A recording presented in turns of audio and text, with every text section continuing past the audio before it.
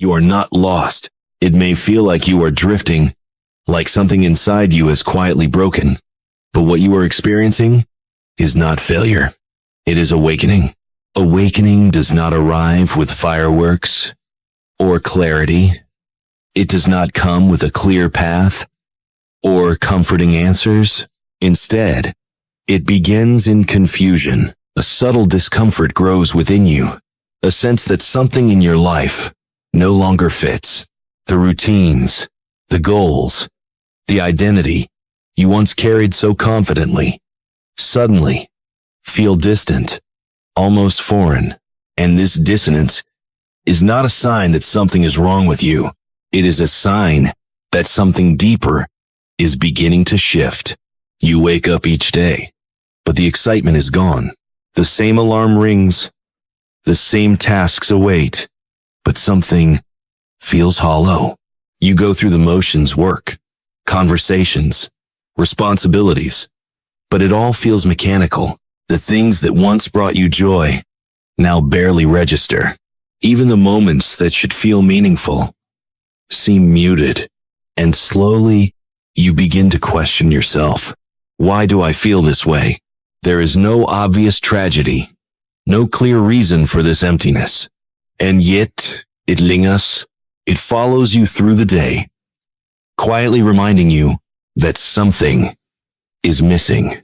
This realization is frightening, because when your old beliefs begin to crumble, you lose your sense of certainty.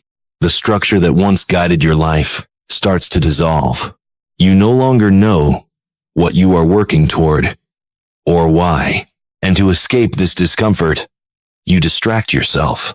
You scroll endlessly, consume content, fill your time with noise, but the silence always returns. And in that silence, a question echoes louder than ever. Is this really all there is? That question unsettles you, because deep down, you know, you don't have an answer yet. Most people never reach this point. They move through life on autopilot, following a script written long before they were born. Study, work, earn, settle down, repeat. Society rewards this path, and from the outside, it looks successful. But inside, something essential is often missing. The absence of questioning creates a false sense of stability. People convince themselves they are content because they never stop to examine their lives. But you did. And once you begin to question, you cannot return to ignorance. Awareness, once awakened, cannot be undone. Here lies the turning point. The discomfort you feel is not caused by life itself. It is caused by how you interpret it. And this idea, central to Stoic philosophy, challenges everything you assume about happiness and pain. Epictetus taught that external events are not the source of suffering. Instead, it is our judgments about those events that disturb us. And this realization is both unsettling and empowering, because it means the problem is not the world, but it also means the solution lies within you. And if this idea is starting to shift something in you, take a moment, like the video, and subscribe, because what comes next might change the way you see everything. Consider this carefully. You do not suffer because something bad happens. You suffer because you attach meaning to it. When you lose money, it is not the loss itself that hurts. It is your belief that you should not have lost it. When someone betrays you, the pain becomes even deeper, not only because of what they did, but because you expected they should have acted differently. And these interpretations happen instantly, so quickly, you often do not even notice them, and yet they shape your entire emotional experience. Your mind is constantly judging. Every moment, you evaluate what you see, good or bad, safe or dangerous, desirable or threatening. And these judgments feel automatic, almost instinctive. You see a spider, and recoil. You see success and feel envy. You see loss and feel despair. But these reactions are not inherent truths.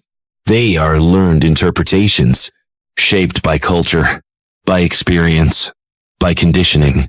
And because they happen so quickly, you rarely stop to question them. At the core of these judgments are two forces, desire and aversion.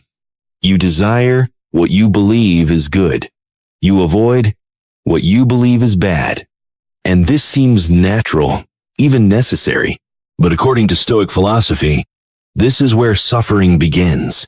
Because the moment your happiness depends on getting what you want and avoiding what you fear, you become vulnerable. Life does not obey your preferences.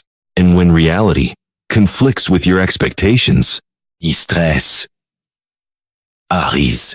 Imagine you are driving. Someone suddenly cuts you off. Instantly, anger surges. But pause for a moment. Where did that anger come from? Did it come from the action itself, or from your belief that it should not have happened? Look closer. The event is neutral. It is your interpretation that gives it emotional weight. And this small example reveals a profound truth. Your reactions are not dictated by reality, but by your perception of it. You believe you are in control. You believe that if things go according to your plan, you will be happy. But most of what happens in life lies beyond your control. Other people's actions, external events, timing, chance, none of these obey your will. And yet, you tie your happiness to them. And this creates a fragile existence. Because the more you depend on external outcomes, the more unstable your emotional state becomes. This becomes even more complex. With the people you love, you form deep attachments to family, to partners, to friends. You want them to stay, to love you, to remain part of your life forever.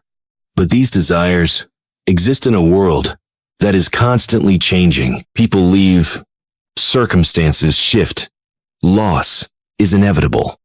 And when your happiness depends entirely on these attachments, suffering becomes unavoidable. And if this truth resonates with you, if you've ever felt this kind of pain, take a moment, like the video, and subscribe, because understanding this is the first step toward freedom. This idea can feel harsh.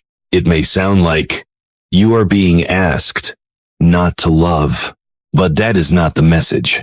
The Stoics did not reject love, they rejected dependency. They taught that you can care deeply without clinging. You can appreciate without needing permanence. And this shift transforms love from something fragile into something resilient. It becomes an experience rather than a possession. If suffering comes from perception, then transformation begins there. You do not need to change the world. You need to change how you see it. And this is not easy. It requires awareness, discipline, and practice.